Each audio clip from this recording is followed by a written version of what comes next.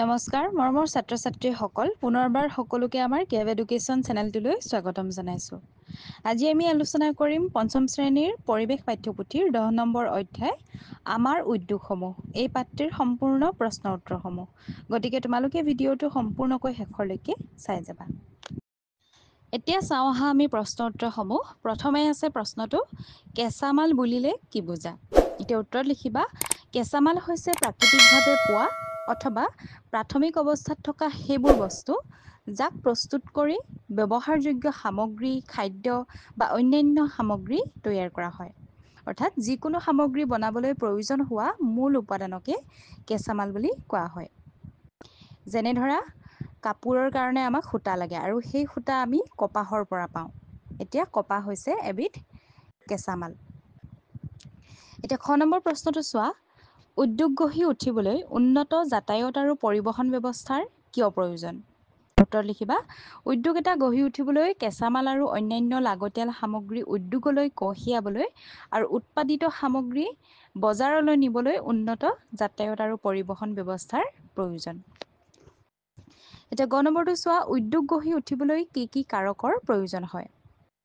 উত্তৰত লিখিবা উদ্যোগ গঢ়ি উঠিবলৈ বিভিন্ন কাৰকসমূহৰ প্ৰয়োজন আছে। সেইসমূহ হৈছে উদ্যোগ এটা গঢ়ি উঠিবলৈ পৰ্যাপ্ত পৰিমাণৰ কেঁচামালৰ প্ৰয়োজন।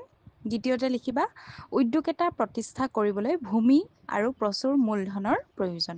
কাৰণ এডোখৰ মাটি লাগিব তাত এটা উদ্যোগ প্ৰতিষ্ঠা কৰিবলৈ। গতিকে ভূমি আৰু প্ৰচুৰ মূলধনৰো প্ৰয়োজন। তৃতীয়তে কেঁচামালৰ পৰা উৎপাদিত সামগ্ৰী প্ৰস্তুত কৰিবলৈ অধিক সংখ্যক উন্নতমানৰ যন্ত্ৰপাতিৰ প্ৰয়োজন।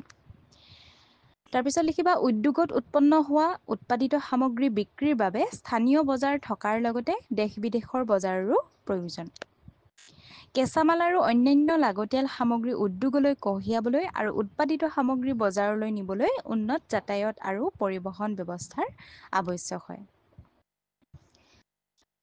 তাৰপিছতে প্ৰশ্নটো হৈছে লো-তীখা উদ্যোগৰ বাবে কি কি কেঁচামালৰ প্ৰয়োজন? উত্তৰ লিখিবা লো-তীখা উদ্যোগৰ বাবে প্ৰয়োজনীয় কেঁচামালসমূহ হৈছে আকৰিক লো, কয়লা আৰু চূণশিল। নম্বৰটো হৈছে পাটৰ কাপোৰ কেনেদৰে তৈয়াৰ কৰা হয়? উত্তৰত লিখিবা নুনী গছৰ পাত পাট-পলুৰ খাদ্য হয়। নুনী গছৰ খেতি কৰি পাট-পলু পোহা হয় আৰু পলুৱে সজা লেটাৰ পৰা ৰেচম সূতা উলিয়াই পাটৰ কাপোৰ তৈয়াৰ কৰা হয়। এতিয়া 2 নম্বৰ প্ৰশ্নটো চাওঁ আহা। ইয়াত দিছে খালী ঠাই পূৰ কৰা। প্ৰথমটো হৈছে মুম্বাই ভাৰতৰ আধুনিক ড্ৰেছ উদ্যোগৰ প্ৰথম কেন্দ্ৰ। মুম্বাই ভাৰতৰ আধুনিক ইয়াত হ'ব বস্ত্ৰ উদ্যোগৰ প্ৰথম কেন্দ্ৰ। খ নম্বৰটো চোৱা কাগজ উদ্যোগৰ প্ৰধান কেঁচামাল হ'ল ড্ৰেছ। ইয়াত হৈছে বাঁহ। গ নম্বৰটো হৈছে ভাৰতৰ সকলোতকৈ বেছি ৰেচমী কাপোৰ ড্ৰেছ ৰাজ্যত উৎপন্ন কৰা হয়। ইয়াত কৰ্ণাটক ৰাজ্যত সকলোতকৈ বেছি ৰেচমী কাপোৰ উৎপন্ন কৰা হয়। ঘ নম্বৰটো হৈছে চেনী উদ্যোগৰ প্ৰধান কেঁচামাল হ'ল ড্ৰেছ। এইটো হৈছে কুঁহিয়াৰৰ পৰা চেনী তৈয়াৰ কৰা হয়। এতিয়া 3 নম্বৰ প্ৰশ্নটো চাওঁ আহা। ইয়াত দিছে ক অংশৰ লগত খ অংশ মিলোৱা। আমি মিলাব লাগে। প্ৰথমটো হৈছে তেল শোধনাগাৰ। তেল শোধনাগাৰ নুমলীগড়ত আছে। তাৰপিছত আছে গেছ প্লাণ্ট, এইটো কঁঠালগুৰি। সাৰ উদ্যোগ আছে নামৰূপত। মৰাপাট উদ্যোগ শিলঘাট। এতিয়া 4 নম্বৰ প্ৰশ্নটো চাওঁ আহা। পৰ্যাপ্ত পৰিমাণে কেঁচামাল মজুত নাথাকিলেও যে কোনো এখন ঠাইত বৃহৎ উদ্যোগ গঢ়ি উঠিব পাৰে সেই বিষয়ে এখন দেশৰ উদাহৰণ দি বুজাই লিখা।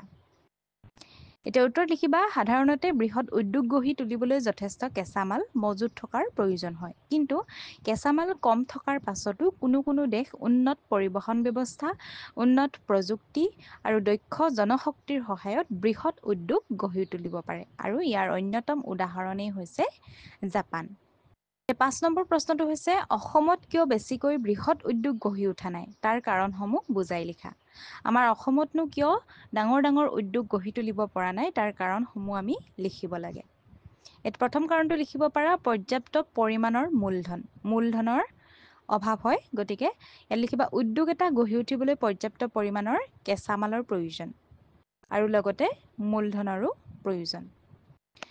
তাৰপিছতে হৈছে বৃহৎ স্থানীয় বজাৰ।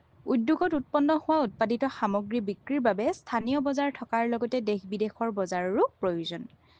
আমাৰ অসমত তেনেধৰণৰ বৃহৎ বজাৰৰ কম হোৱাৰ কাৰণে অসমত বেছিকৈ বৃহৎ উদ্যোগ গঢ়ি উঠিব পৰা নাই। আৰু এটা হৈছে দক্ষ শ্ৰমিক। কেঁচা মাল আৰু উৎপাদিত সামগ্ৰী কঢ়িওৱা, যন্ত্ৰপাতি চলোৱা আদি বিভিন্ন কাৰ্যত শ্ৰমিকৰ প্ৰয়োজন হয়। উদ্যোগসমূহত উৎপাদিত সামগ্ৰী তৈয়াৰ কৰিবলৈ বিশেষ কৌশলৰো প্ৰয়োজন হয়। এনে ক্ষেত্ৰত দক্ষ শ্ৰমিকৰ আৱশ্যক। আন এটা হৈছে উন্নত যাতায়াত ব্যৱস্থা। কেঁচা মাল আৰু অন্যান্য লাগতিয়াল সামগ্ৰী উদ্যোগলৈ কঢ়িয়াবলৈ আৰু উৎপাদিত সামগ্ৰী বজাৰলৈ নিবলৈ উন্নত যাতায়াত আৰু পৰিবহণ ব্যৱস্থাৰ আৱশ্যক। আৰু উন্নত যাতায়াত ব্যৱস্থাৰ বাবে কলকাতা, মুম্বাই, জামছেদপুৰ, কানপুৰ, চেন্নাই আদিত বহুতো উদ্যোগ গঢ়ি উঠিছে। কিন্তু আমাৰ অসমত এইসমূহ অভাৱৰ বাবে বৃহৎ উদ্যোগ গঢ়ি উঠিব পৰা নাই। খুব কম পৰিমাণেহে বৃহৎ উদ্যোগ গঢ়ি উঠিছে। এতিয়া ৬ নম্বৰ প্ৰশ্নটো চোৱা, উদ্যোগ বুলিলে কি বুজা?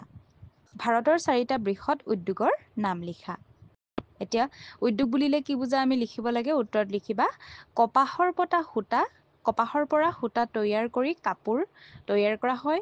চূণশিলৰ পৰা বিলাতী মাটি, কুঁহিয়াৰৰ পৰা চেনি, বাঁহৰ পৰা কাগজ, মৰাপাটৰ পৰা কাৰ্পেট, বেগ, থৈলা আদি তৈয়াৰ কৰাকে উদ্যোগ বুলি। ভাৰতৰ 4টা বৃহৎ উদ্যোগৰ নাম হৈছে বস্ত্ৰ উদ্যোগ, লো-তীখা উদ্যোগ, চেনি উদ্যোগ আৰু কাগজ উদ্যোগ। এতিয়া 7 নম্বৰ প্ৰশ্নটো চোৱা। ইয়াত দিছে চমু টোকা লিখা। আমি চমু টোকা লিখিব লাগে। প্ৰথমটো হৈছে চেনি উদ্যোগ, তাৰপিছত দিছে কাগজ উদ্যোগ, কপাহী বস্ত্ৰ উদ্যোগ, ৰেচম উদ্যোগ আৰু লো-তীখা উদ্যোগ। এতিয়া প্ৰথমটো হৈছে চেনি উদ্যোগ। ইয়াত লিখিবা চেনি উদ্যোগবোৰ কুঁহিয়াৰ উৎপন্ন হোৱা ঠাইবোৰৰ দাঁতিতে গঢ়ি উঠে। কাৰণ উৎপন্ন হোৱা ঠাইৰ পৰা কেঁচা মাল উদ্যোগলৈ নিবলৈ শীঘ্ৰে অনাৰ সুবিধা হয়। আৰু এই শিল্পৰ বাবে উন্নত যন্ত্ৰপাতি আৰু দক্ষ শ্ৰমিকৰ আৱশ্যক।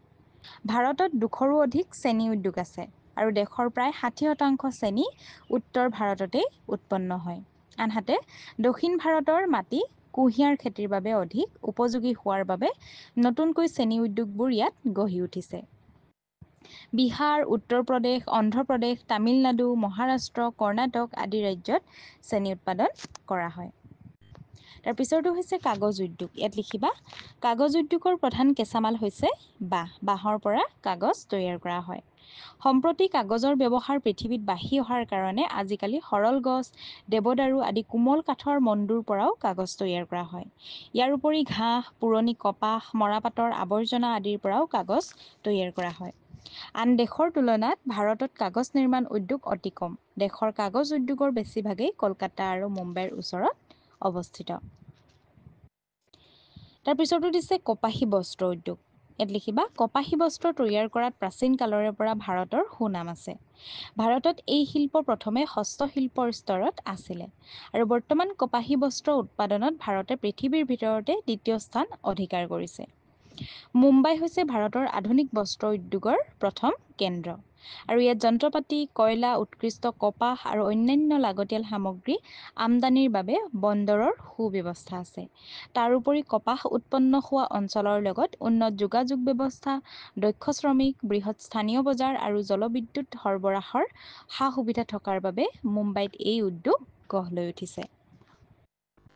পিছতো দিছে ৰেচম উদ্যোগ। ইয়াত লিখিবা ৰেচম কাপোৰ উৎপাদনত ভাৰত পৃথিৱীৰ ভিতৰতে 2য়খন দেশ হিচাপে পৰিগণিত হৈছে। কেৱল কৰ্ণাটক ৰাজ্যতে দেশৰ মুঠ উৎপাদনৰ আধা অংশ ৰেচমী কাপোৰৰ উৎপন্ন হয়। কৰ্ণাটক ৰাজ্যৰ বাংগালুৰুৰ বাহিৰে পশ্চিমবংগৰ মুৰ্ছিদাবাদ আৰু বিষ্ণুপুৰ, তামিলনাডুৰ কাঞ্চীপুৰম, কাশ্মীৰৰ শ্ৰীনগৰ, উত্তৰ প্ৰদেশৰ বেনাৰস আদি ৰেচম শিল্পৰ বাবে বিখ্যাত। আৰু অসমৰ শুৱালকুছি, ঢকুৱাখানা, ৰহা, পলাশবাৰী, গুজৰাটৰ গান্ধীনগৰ আদি ৰেচম শিল্পৰ বাবে সুপ্ৰসিদ্ধ ঠাই। তাৰ পিছৰটো হৈছে লো-তীখা উদ্যোগ। ইয়াত লিখিবা লো-তীখা উদ্যোগ ভাৰতৰ অন্যতম বৃহৎ উদ্যোগ।